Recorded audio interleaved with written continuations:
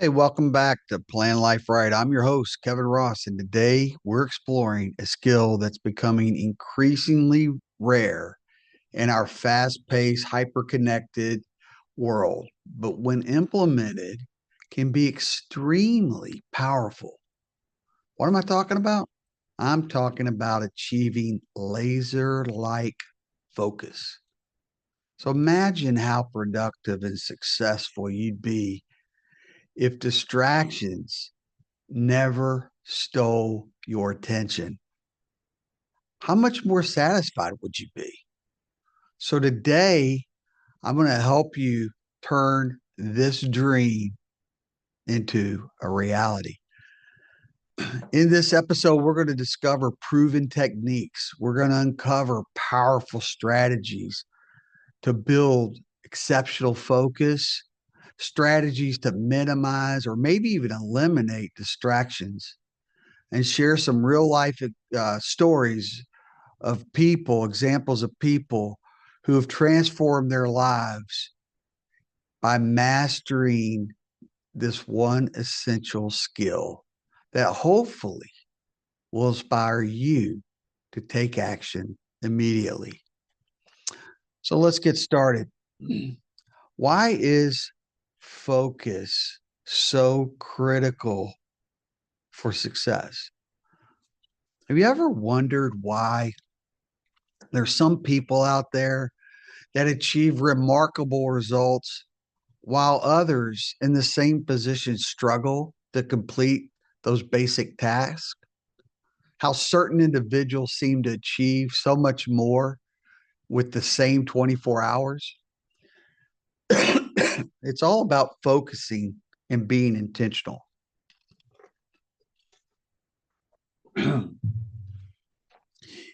When Steve Jobs, a lot of people may not remember, but Steve Jobs founded Apple.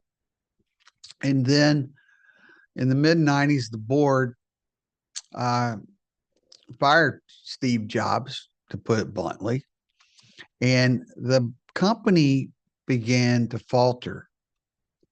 And in 1997, the board rehired Steve Jobs to return to running the company that he founded. And Apple was in really pure chaos. They were spread way too thin. They were working on countless failing projects. The company was on the brink of bankruptcy. So Steve Jobs took a decisive action. He eliminated most of those different failing projects and he focused on four key products. And by doing this, he eliminated distractions and they were able to channel their resources more strategically. And then Apple has become who we know today. They become one of history's greatest it became one of history's greatest corporate turnarounds. And it ultimately has become one of the world's most successful brands. Now let's look at Warren Buffett. Warren Buffett, the renowned billionaire investor, he wasn't always that way. he he had what he called, I think, extreme prioritization. And so what he talked about was list out your top 25 goals and then circle the top 5 goals and focus exclusively on those top 5. Ignore the rest entirely. Don't ever look at them again. Here's the message. Success is about laser focus. If you're able to focus on fewer things that deeply matter, your real success will be seen, because your real success happens when you narrowly focus on a few key core things and you make that your mission. Okay. I think the takeaway here is this: your ability to focus dictates your future. Let's to be again. Your ability to focus dictates your future. He famously advised listing those top 25 goals, like I said, into the top five. A reason why I'm repeating this is because it's so key. I've got every day, I've got 20 things I need to get done. What are the top five most important? Better yet, what is the most important thing of those five to help you get to the next level? What I mean by that is this: if you are able to focus on your daily actions and they're clearly aligned with your most important goals, your daily actions are aligned with your most important goals, it helps you get to that ultimate goal. So what I mean by that is this: write it down, write down your final destination, write down where you want to get to. Where is that pinnacle for you? Where do you see yourself in 5 years or 10 years? And then back out of that, back down to, okay, if this is where I want to be, what are the core things I need to do or have completed to make that dream a reality? Know what it looks like. Don't be afraid to adjust because look, if we're getting ready for college basketball, right? If you watch the good coaches, they're coming out, they've got a game plan. They've watched countless hours of film of these teams that they're going to play. They've got a game plan around how they're going to attack this game and how they perceive or foresee this game to be played out. But ultimately, something changes. Either maybe they're not shooting as well, maybe they're not defending as well. I mean, we're talking about 18 to 22-year olds, right? 23, maybe. The coaches have to make decisions, they have to change. Their ultimate goal is what? To win that game, to get to the next game, win that, and ultimately get to that final four and then to that championship game and to win that championship. It's the same way in business. So whether you're running a business and you know where your business needs to be in 5 years or 10 years, or maybe you're a salesperson and you know where you want to be in 5 years, you just started this company and you're looking at their number one sales guy and well, look at it this way. If you focus on how to get to that ultimate goal and you make some adjustments, you will have that win. You can achieve it. We're going to talk about how to make that dream a reality, how to get laser like focus. The first thing you've got to do is you got to decide what's truly essential right now. What I mean by that, is it your career? Is it your family? Is it health? Or is it personal growth? You know, we could, so many times you hear goals and he's like, okay, this is my business goal. I used to sit down with my wife before we had kids and we would, you know, come alive at 95 or whatever the theme was. And we'd write down some goals that we wanted. I remember before we bought our first house, I set down goals. This is how much we need to save. This is a couple of the areas that I want to look at for that first house. But we had a roadmap, a goal, an ultimate destination for that year that we hope to obtain. And when you look at that stuff and you get focused on it, guess what? Things happen. It's when you don't have that laser like focus that you kind of muddle around and you're like, oh my God, I haven't accomplished anything. And we're already into March Madness. We're 3 months into the year. Okay. You've got to set those clear priorities. The next thing you got to do, you got to set actionable goals. I can't tell you how many times I've sat down with my sales team or people I'm mentoring or consulting with them, like, okay, write down your goals. And their goals are so vague that they don't mean anything. It's almost like going to a fortune teller. And if you go to a fortune teller, they're so vague that I told you this was going to happen. And it's so vague, of course, it could potentially happen. A lot of people write their goals down that way. You've got to make them actionable. You've got to make them measurable so that you could say, yeah, this is what I got to do. And this is how I measure it to make sure that I'm successful. I had this guy, his name was Chris, and met him on the golf course. We were playing the back nine early morning, and he was starting a fitness center. He was real excited about it. And, he was talking about all the things he was struggling with as he's trying to get this this gym up off the ground. And and one of the things that we talked about was, how are you going to get clients? How are you going to get people to know where you're at? I mean, you're just going to put a sign there. And he had to spend a lot of time on it. So one of the things that I suggested was, hey, look, you know what?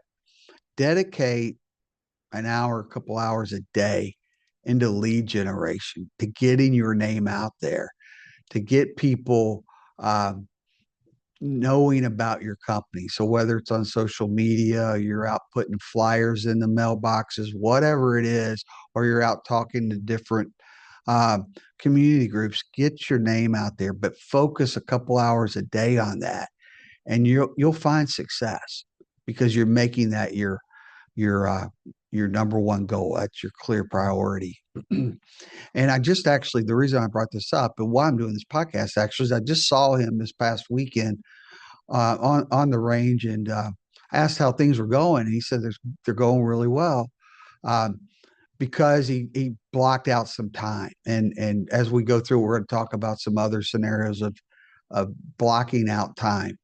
Um, um, key writers, like I think I read something about Stephen King. He blocked out 2 hours, the first 2 hours of his morning, into writing. And he found that was his best time. It was his most focused time. A lot of the entrepreneurs that you read their books, they often dedicate a couple of uninterrupted morning hours to get the most impactful task done for that day, so that for the remainder of the day, they're able to attack their main priorities, and they're able to be laser focused at work, so that and clear minded, so that they can make those clear minded decisions throughout the day that impact their company positively. The other thing is simplifying decisions, and I'm going to use this kind of as a funny little analogy, but have you ever looked at Mark Zuckerberg? He wears the same wardrobe every day. It's the same outfit. Well, why does he do it? He voiced the decision fatigue of something so trivial. What am I going to wear? I mean, most of us are like, hey, what am I wearing today? And I picked this golf shirt or that golf shirt, or this shirt.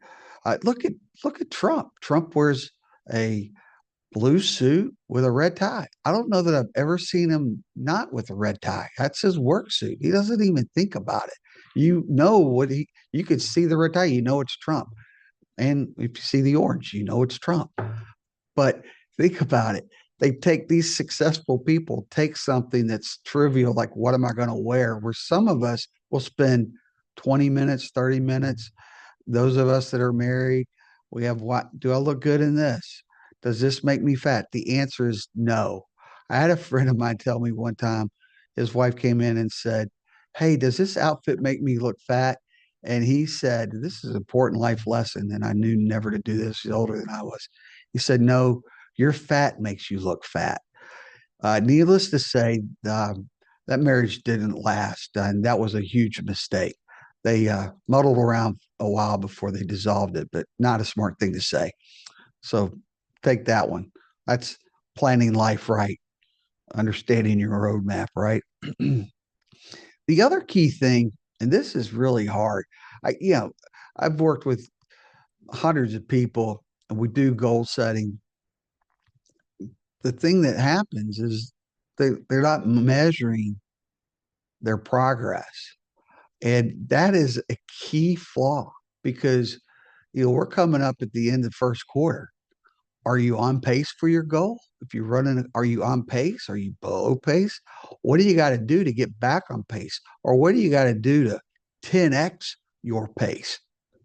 If you're measuring your progress, you're constantly and consistently tracking that progress. And what it does is it keeps you accountable. It also provides clarity on your achievements.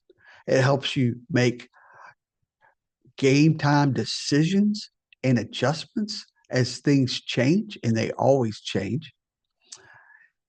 But deep down, what I found is it's really tough to evaluate yourself because when you're looking in the mirror, know, did I accomplish everything I wanted to accomplish? I did it. What was it that I did it? We're going to talk into some of those time wasters later in this segment. We all have them. And it's really hard to have that face to face talk on this is what I did. I didn't get this done. Why didn't you get it done? When you're measuring yourself, you get better. You look at the most successful coaches out there, they're constantly looking at game film. They're prepping, they're dissecting the team that they're playing. They also do this in their own practices. They look at little small tweaks that they can do to make themselves, their team better. When they do that, they become better coaches. And the great coaches are always doing this. And they are so uh, attentive to the detail and making those critical adjustments. And then in game time, they're able to, because they've addressed it with their team, they're able to make those game time adjustments. And sometimes those things make them look like geniuses. The key here is you got to commit to one crucial priority and protect your dedicated time fiercely throughout the week. It's so important. To achieve lasting focus, you've got to eliminate distractions. You've got to be done. It's almost like you got to do it systematically. And here's some key things that you can do to help you get and eliminate those distractions. You need a dedicated workspace, a clean, organized workspace, which enhances your focus. It what it does is it dramatically reduces these visual distractions. Some, myself included, don't see chaos on the desk. Others do, but I personally don't see it. I'm here, I'm focused on what's in the screens or what call I'm on. The other stuff is there for a reason. And when it's time and I block that time out, I got to it. I don't have to go find it. But that's not everybody. A lot of people need the organization. I would say that's most people. You got to know yourself. But if you're in chaos and you don't work in chaos well because you see it, take care of that. It's really important. You can leverage technology. I was talking about staying focused. There's apps like Freedom, and I think the other one's called Stay Focused. What they do is they block out distracting websites and other apps. And that allows you to create that distraction-free environment. So if you're blocking out the time, now you can eliminate the phones. When I was starting this podcast, I probably had right before 7 messages that came in, phone was ringing. I had knocked this thing out, so I had to turn the phone off. But what did I do? I found myself checking that. Then I was checking the email. All of a sudden, I'm 35 minutes behind where I needed to be to get this podcast done. It happens like that. Life happens fast. These apps distractions can make a day go by fast. So eliminate those when you're blocking out that time. Multitasking. A lot of people, oh, well, I multitask. I'm really good at multitasking. I myself would say that to my teams all the time. Oh, I can multitask. Come on in. I have an open door policy. Ask me a question. I got spreadsheets open. I'm measuring KPIs and stuff. And what I found is I really wasn't doing anything great. I was allowing attention there, taking uh, my attention off the KPIs and the spreadsheets that I was working on, and then I have to dive back into after I've answered that question from the person that came in to ask me the question. So I had a distraction. I'm 15 or 20 minutes behind because I answered the question. Then I had to go find myself and where I was and then refocus. So as I was trying to get better at this, because I had this open door policy, I'll tell you that in theory, it sounds really good. The team loves to hear, oh, my boss has an open door policy. I can come in and ask him anything. But in reality, it's a huge mistake. What I found was I was getting to work an hour before anybody got there so I could get some of my stuff done and then staying another couple hours after work to finish the stuff that I did get completed because I had people coming in and out of the door all day and in meeting after meeting. So I wasn't getting the things that I needed to get done and accomplished for that day. So what was the end result? It took away from family because I had to get this work done. And all of a sudden, I find that I'm taking time from family. So it's really important that you block out time and don't multitask. I was reading, there was a research done by Stanford University, and what they found was that multitasking reduces efficiency by nearly 40%. It also significantly damages cognitive functions and increases mistakes. I was living it. It's true. Your brain, what they said, your brain is designed to perform best when focused on one task at a time, not several tasks at a time. And I'm ADD, I can do 100 things at once. Not good, not effectively. I don't care if you're ADD or not, focus on one. Get that one task done. When you get to mark that off, because you've got it on your to-do list, feels really good. That's a reward, right? You've also got to be able to schedule breaks. There's a thing called the Pomodoro technique. And why it works is our brain naturally thrives in short, intense bursts, followed by brief rest periods. So a good way to implement this is you set a timer for 25 minutes, and that 25 minutes is focused on work. And then when that timer goes off after 25 minutes, you follow it by a 5-minute break. Get up, get some coffee, go to the restroom, just walk around the office or outside, but take that 5-minute break, clear that mind, and then come back in and repeat that cycle. And in doing it, you maintain a sustained productivity. So, okay, I've talked about blocking out a couple hours. Well, if you do that, you've had four 25-minute segments in a 2-hour break, right? That's huge. You'll find that you're more clear, you get more things done. It's a great exercise. Remember, it's 25 minutes of focused work with a 5-minute reward break, is what I like to call it, a 5-minute reward break. Another thing when you're, especially in a big company, you got to be able to set clear boundaries. So, I was with a big firm and, we had several offices. And when I'd come into one of the offices, I'd blow in, talk to everybody, probably spend an hour and a half, 2 hours catching up with people, just saying hi, whatever, finding out where they were with whatever projects we had going on.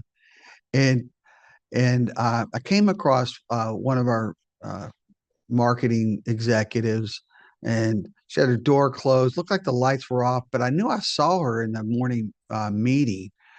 And I said, "Hey, what's up with?" I'll use Amanda, keep her identity private. But I said, "Hey, what's going on here?" And I said, "I thought I saw her." Well, she has this hour or two block time that she does, and she gets things done. I was really intrigued by it. Like, how does that work? So when she was done, I was like, "Hey, Amanda, tell me about this block time you do, and have you seen any clear results?" And so she kind of laid out how she did it. She was doing something similar to the 25-minute on, 5 minute off. And she said it really gave her a lot of clarity. And, she's thinking of creative things. And, to get that creative spirit, the last thing you can do is now you're in the creative world, and then you got somebody coming into your office. So it's really important that you block it out. You take that time for yourself. It's going to make you more productive. You can do it in a respectful way that you're not, upsetting the dynamics of the firm. um, the One of the things that I really want to hit home on distractions and stuff. Um, you've got to identify your biggest distraction.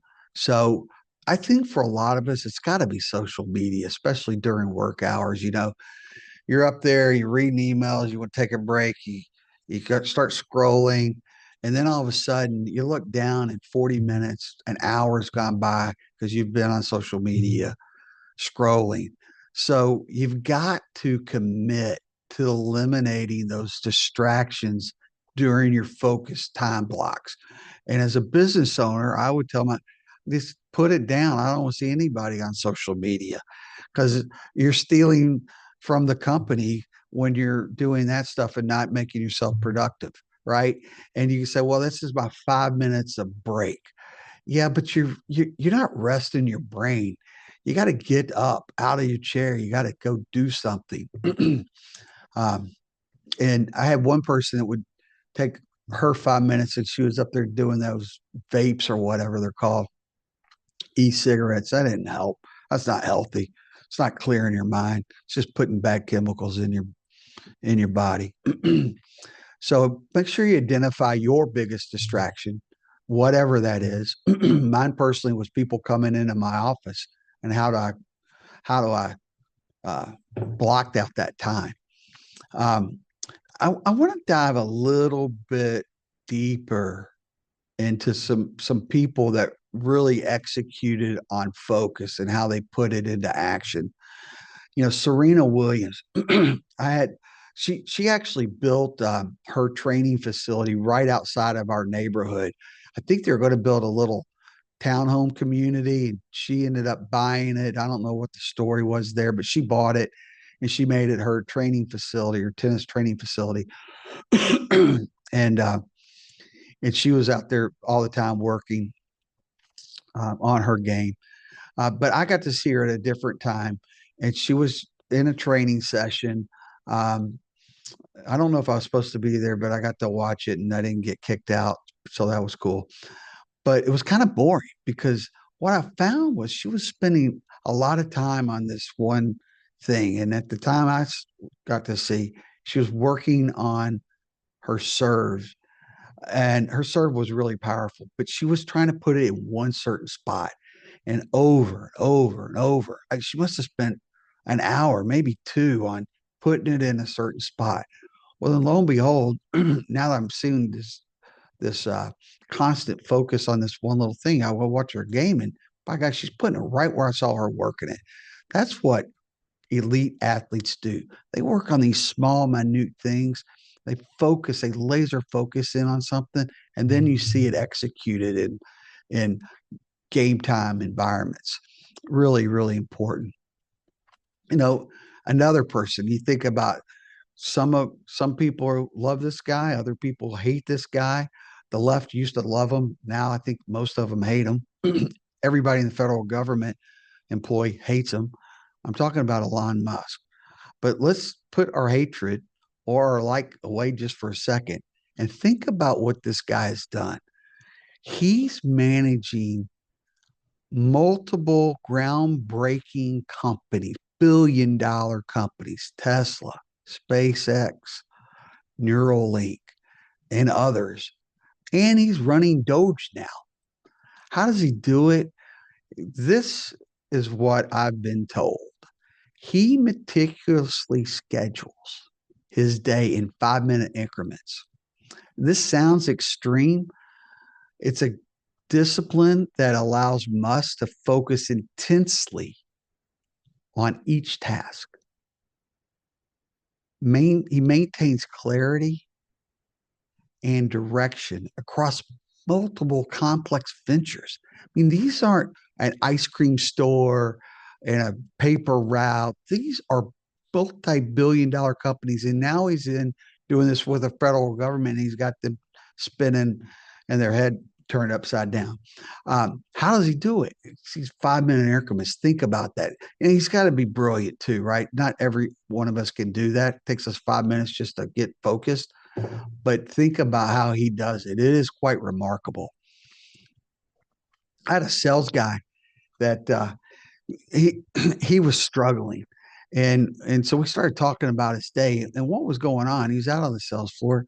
He didn't have any clear boundaries, so people would lean over the cube. They start asking him questions. He'd engage with them, and then he'd get on a phone for a little bit, and then somebody else. And so he didn't have any blockout time. And I used to do this when I was mentoring people and I was still on the phone in sales. My rule was from 8 to 10, nobody bother me. I want 2 hours of contacting my customers, getting my message out, and then um, then I'll answer your questions. And I'm going to give you 10 minutes, and then I got to get back on it because I've got to hit my numbers. Sales is a math game. It's there. There's a couple of things. It's an art and a science, right? You've got to hit your numbers to be successful in it. So you've got to be able to block out that time so that you can be successful and you can provide for your family.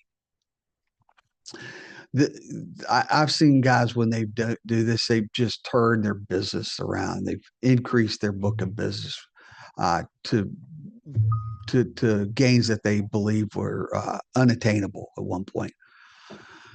I hope some of these examples gave you some ideas of what some people are doing and how they maintain their focus, how they've really boxed out and made it a key priority because it is to be successful. We've explored mastering your focus today. It's crucial in achieving remarkable success. Your next step here is to conduct what I call a focus audit. You got to identify one key distraction out there that's limiting your potential, and then you got to commit to replacing it. You got to focus on making, when you replace it, making your focused block time, making that more productive. Okay. So if it's social media, all right, I'm not going to pick up that phone. I'm going to stay off of that, and I'm going to take that hour that I blow every day, and I'm going to use that, and I'm going to block out my time, and I'm going to find success. And I promise you will. It adds up. Hour a day, 5 hours a week.